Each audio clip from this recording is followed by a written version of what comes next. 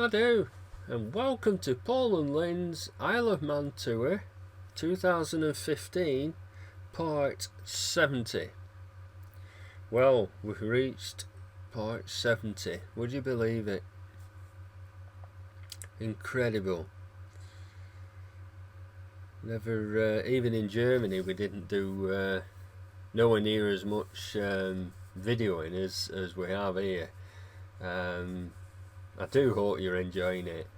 I know getting some really lovely feedback from people, and if you haven't commented and you do like them, please let me know. Lynn and me really like to read your comments. We really do, so it makes it all worthwhile. Right, so we're just leaving Castletown after our Capcam walkabout. Again, apologies for sneezes and snuffles and coughing, and I did edit some of it out, you'll be glad to hear. By this time I was feeling pretty grotty.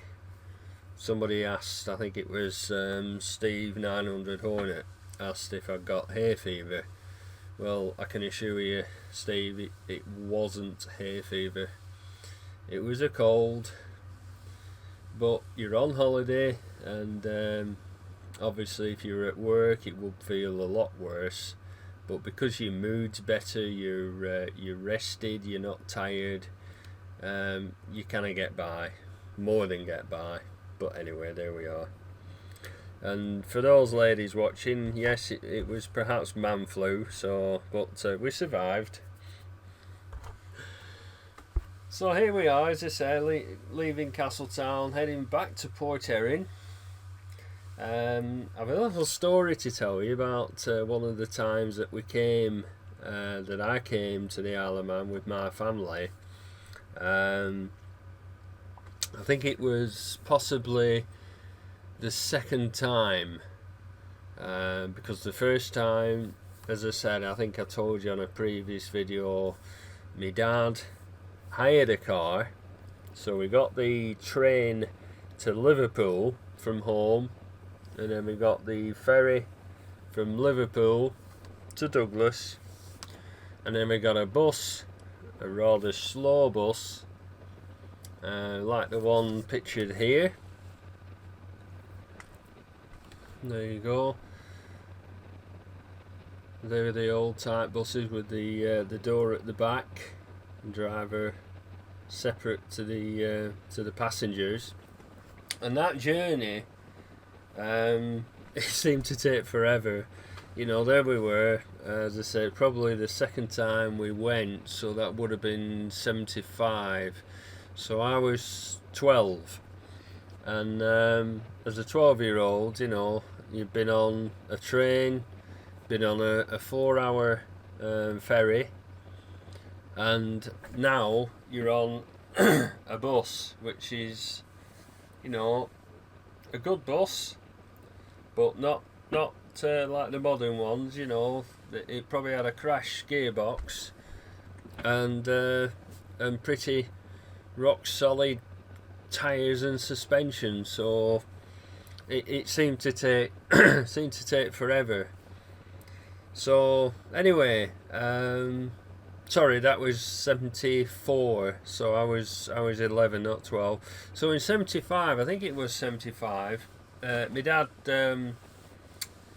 took our car across, and we went in our car. Now I think it was a Ford Consul, a bit like this one. Yeah, not the same colour, but you get the idea. And well, we were getting off the ferry, steam packet ferry. Now, the old steam packet ships like Moeller's Queen and the Manxman and Manx Maid, they had a side entrance and exit. Well, with the you know, there was, I think, my Uncle Bert were with us that year, so there were 3 of us on the back seat, 2 children, 1 adult, and 2 adults in the front. Plus there was luggage on the roof rack. They had roof racks then, of course, not the roof boxes that they have now.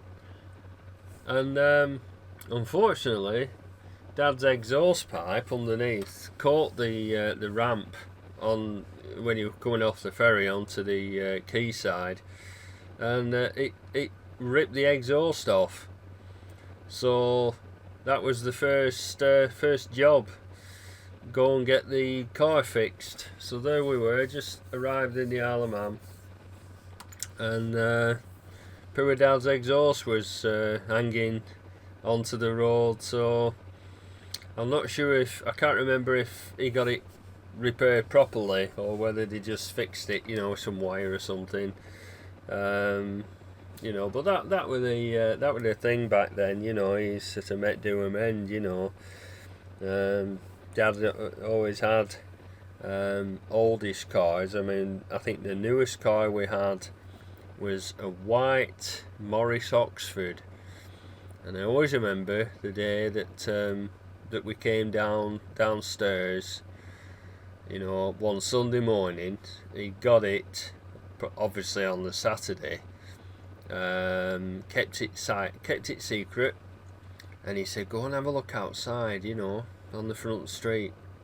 So we did, and lo and behold, this white or cream, I can't remember, Morris Oxford. Now a Morris Oxford was like this.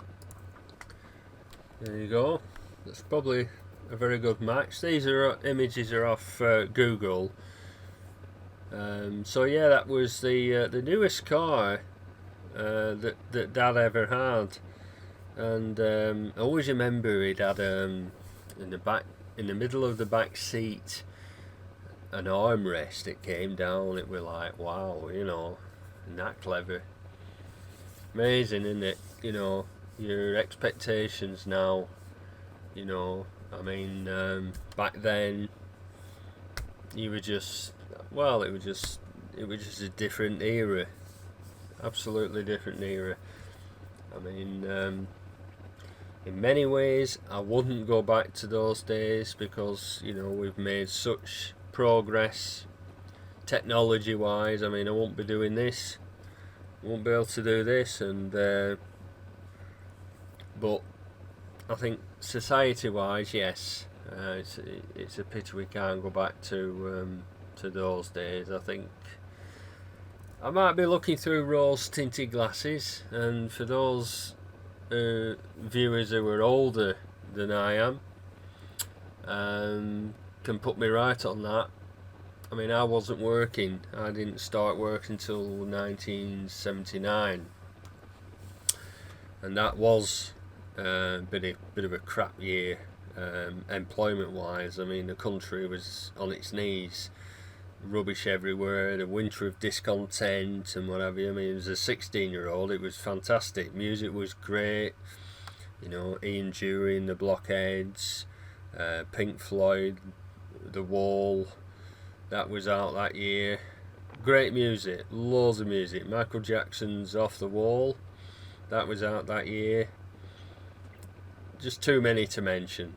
So the year, for a 16-year-old without any commitments, just left school, got a job, not the job that I wanted, but it was a job, so life was good. But was life good for a sort of person in their 20s or 30s with a house, with a couple of children? I don't know. Less complicated? I don't know. Comments please on the in the comments box.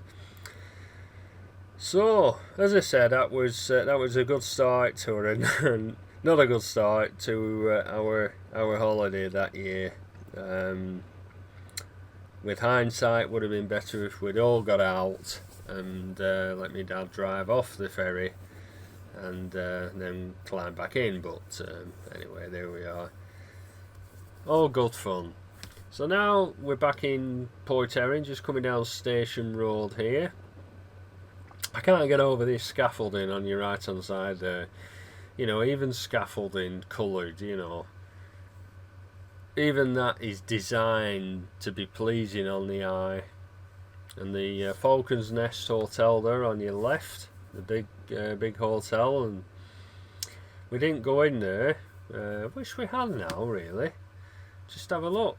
But I always remember where we stayed in York House on the corner there, across from the Falcon's Nest. I always remember the music being played very, very loudly on the jukebox until late at night. And you know, that's a memory that I have. Right, so we're back on Church Street now. This motorbike belongs a guy next door to where we were staying. Didn't see much of him because he was working. I know one time I just gave him the bike a bit of a sprinkle off, and he said, he says, you know, there's a bike here that needs doing when you're ready. So, as I said, that's the only time really I spoke to him. Right, thanks for watching.